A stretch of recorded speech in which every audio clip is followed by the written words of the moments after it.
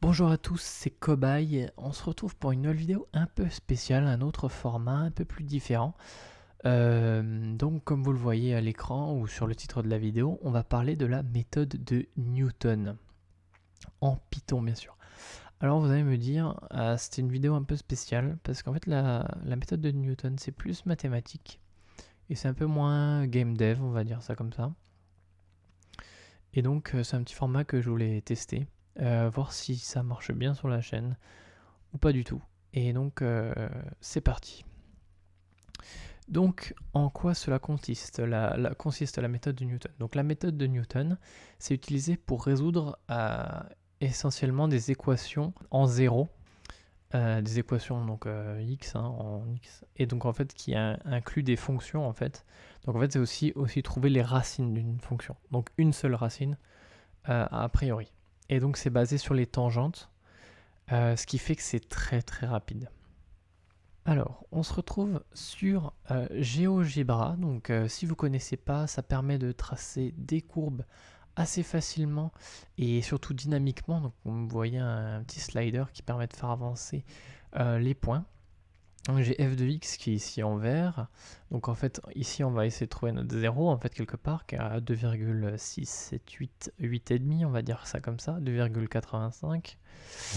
On a notre point A qui servira qui sera en fait notre x dans l'algorithme, en fait notre variable qui va augmenter dans l'algorithme. Oui voilà, voilà. Ensuite, g de x qui correspond à l'équation de la tangente, donc la dérivée fois x moins a plus f de a. Et tout simplement le point A qui correspond à l'intersection de la tangente et de la courbe f de x. Bien sûr, donc je vais vous montrer un peu comment ça se passe, l'algorithme de Newton, la méthode de Newton. Donc je vais vous laisser un petit peu voir comment ça se passe. Donc pour l'instant, c'est juste une tangente qui se déroule vers le bas, en fait, tout simplement. Et donc peut-être qu'il y a peut-être des petits malins parmi vous qui ont vu quelque chose. C'est qu'en fait, on se rapproche, la tangente se rapproche de ce point-là que l'on cherche. On cherche quand f de x égale 0, en fait, tout simplement. Et donc, nous, on cherche ce point. Donc là, si on avance, pouc, en fait, à chaque itération, donc là, pour le a qui vaudra 1,78, notre valeur sera ici, en fait. On aura une suite qui fait qu'on va chercher, on aura trouvé ce point en précision. Sauf que si on continue, hop, on aura ce point en précision. Si on continue, on aura ce point.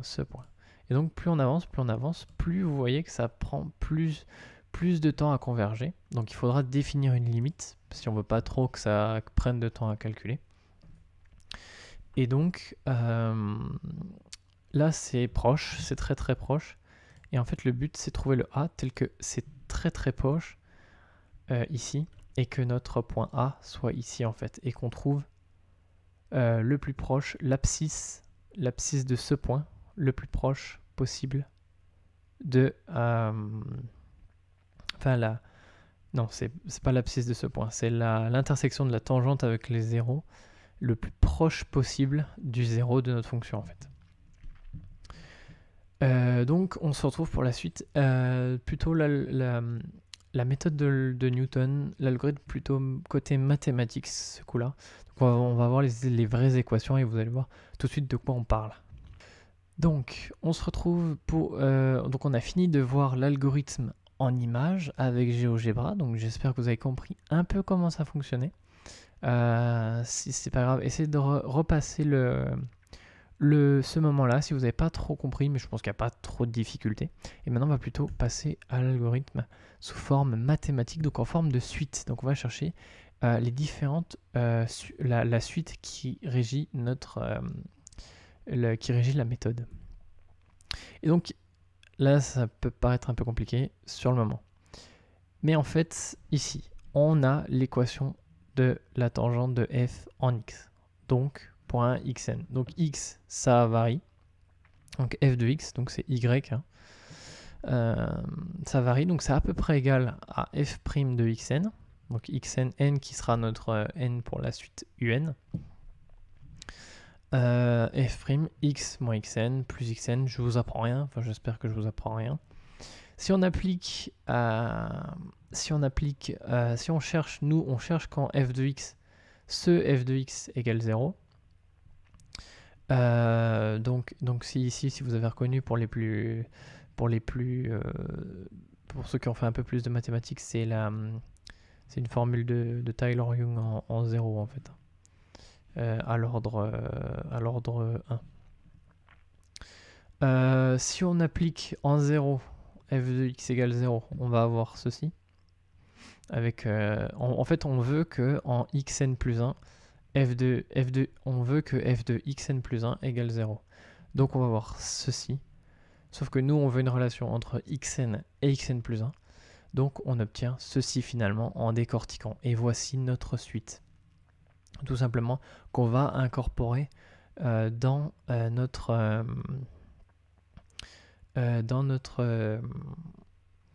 algorithme de Newton. Et donc à noter que ici on a f' de xn. Donc pour faire ça, il faut que on ait déjà une dérivée. Il faut que la fonction soit dérivable. Et surtout, il faut que la fonction ne soit pas nulle. Donc la fonction dérivée ne soit pas nulle dans tout l'intervalle des valeurs que l'on cherche. Donc, ce qui veut dire que ça ne marche pas si votre tangente, elle est horizontale. C'est ça ce que ça veut dire aussi. Égal à 0. Donc ça ne marchera pas pour une fonction constante, ça c'est sûr. Et donc maintenant, on va voir l'implémentation en Python. C'est parti. Hop, on se retrouve pour l'implémentation en Python. Je vous ai mis les deux petites fonctions, la fonction de GeoGebra et sa dérivée. Donc comme ça, on va avoir les mêmes résultats que sur GeoGebra. Et donc je vous propose de commencer tout de suite cette implémentation. Donc on va écrire tout simplement une fonction qui s'appelle Newton, qui va prendre un peu n'importe quelle fonction et n'importe quelle dérivée, n'importe que tout. Donc on va lui définir la fonction, parce qu'en Python, on peut passer des fonctions en paramètres. C'est très très utile. Après, on va pouvoir les appeler. Tout simplement. Ensuite, on va passer sa dérivée, parce qu'on a besoin de la dérivée dans le calcul, dans la suite de Newton. On va passer A, donc la valeur initiale, en fait, d'où on commence notre x0 dans notre suite, et notre précision. Et donc, ce qu'on va faire, tout simplement, c'est qu'on va mettre une variable qui s'appelle xn, donc qui va être notre xn, en fait, tout simplement. Et on va avoir une variable qui s'appelle x, donc en fait qui va représenter plutôt notre xn plus 1. Ok. Donc ça, on va déjà commencer à écrire f de xn moins f de xn sur df de xn. Oula, que je fais comme bêtise? Non. Attention. df de xn plus xn. Donc ici tout simplement, et on va prendre un delta qui est x moins xn, qui va permettre de tenir compte, de tenir trace de notre précision. Et on va pouvoir comparer ce delta en fait entre xn plus 1 et xn pour le comparer à notre petite précision E, la précision souhaitée. Et donc comme ça, ça nous évite de calculer trop loin en fait. Et donc on va aller dans while, on va faire une boucle while. Donc tant qu'on n'a pas atteint le degré de précision suffisant, on continue tout simplement. On n'a pas besoin de parenthèses dans Python. X, c'est pas X, c'est E. Ensuite, donc là on remet à jour X tout simplement. Donc f de xn df de xn plus xn, tout simplement. On va remettre à jour notre delta. Donc ici, vous avez vu que pour la première itération, on fait pas grand chose en fait. Ça fait rien, ça refait les mêmes calculs qu'au-dessus. Mais bon, voilà, c'est pas grave. Ici, je voulais te dire, on met la valeur absolue, car on a vu que dans GeoGebra, notre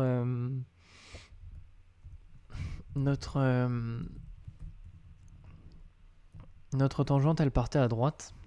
Mais en fait, elle peut très bien partir à gauche. Si on donne un A plus petit que 1,47, et ben en fait, 1,47 qui était l'endroit où il y avait notre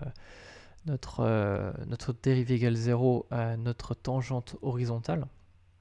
Donc à noter qu'il ne faut pas donner 1,47 en valeur ici, ou à peu près. Sinon, il va y avoir une division par 0. Et Python, il ne va pas aimer la division par 0. Et vous allez avoir un gros problème. De toute façon, personne ne sait calculer une division par 0. C'est impossible. Et donc, on va mettre à jour xn égale x. Donc là, en fait, xn égale xn plus 1. Donc on avance de 1. Et du coup, au prochain tour, xn plus 1 sera égal à xn plus 2, tout simplement. Donc voilà. Et donc ici, on a fini, en fait, tout simplement. Une fois qu'on a fini qu'on a tout bouclé, qu'on a trouvé la précision suffisante, et ben on retourne notre x qu'on a trouvé, tout simplement. Donc, tout simplement, en fait, on pourrait même aller plus loin, en fait, et faire en sorte... oui,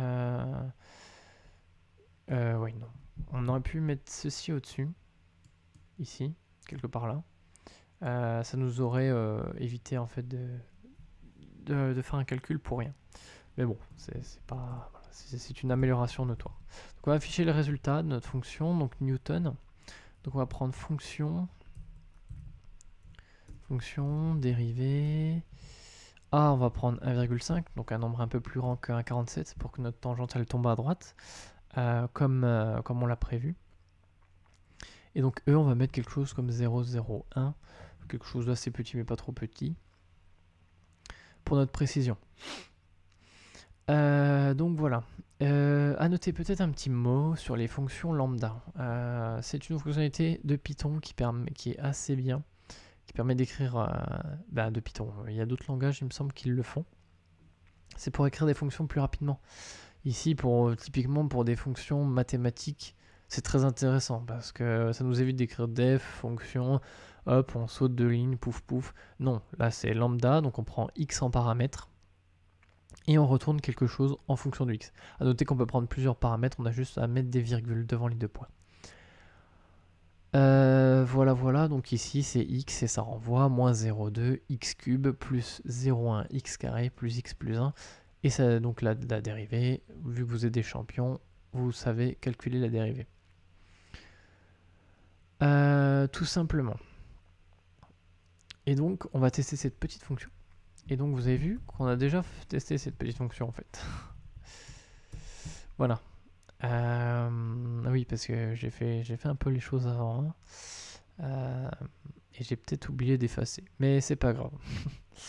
Donc voilà, on obtient bien 2,8597. Donc c'est bien ce qu'on avait dit au début au GeoGebra. J'avais prédit quelque chose comme 2,85.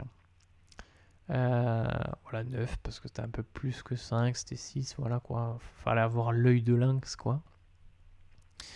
Et donc, ce qui termine notre petite implémentation. Un Python. À noter qu'en fait, la méthode de Newton permet simplement de résoudre un peu des équations, de trouver les racines, une racine néanmoins, des fonctions. Quand on connaît déjà un peu en fait la fonction à quelle allure elle a. Et en fait, on peut se débrouiller en fait pour avoir, par exemple, si je sais pas si vous cherchez quand est-ce que 3x égale racine de 2, ben vous passez, ça fait quand est-ce que 3x moins racine de 2 égale 0, et pouf, vous avez votre fonction que vous avez à mettre ici en fait tout simplement, et que vous amenez, et puis donc vous pouvez utiliser la méthode de Newton. Bon après c'est un peu, méthode de Newton est très puissante pour calculer 3x moins racine de 2 égale 0, mais néanmoins vous pouvez le faire. Voilà. Donc c'est pour ça que on peut calculer les racines et c'est vraiment des fonctions qui s'annulent en 0, mais aussi on peut se débrouiller pour que notre fonction pour que notre équation soit une fonction dont on cherche le résultat en 0. Voilà. Tout ça pour dire, notamment que l'utilisation des tangentes en fait permet une convergence plus rapide en fait. Et donc c'est une convergence quadratique, tout simplement.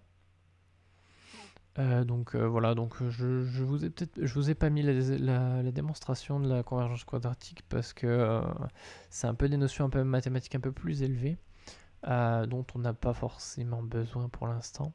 Il faut juste que savoir que la dérivée de x, la dérivée de f, soit pas nulle dans l'intervalle dont on parcourt, parce que sinon on va avoir une division par 0, enfin ici surtout, pendant l'algorithme. Et donc, ça marchera pas tout simplement.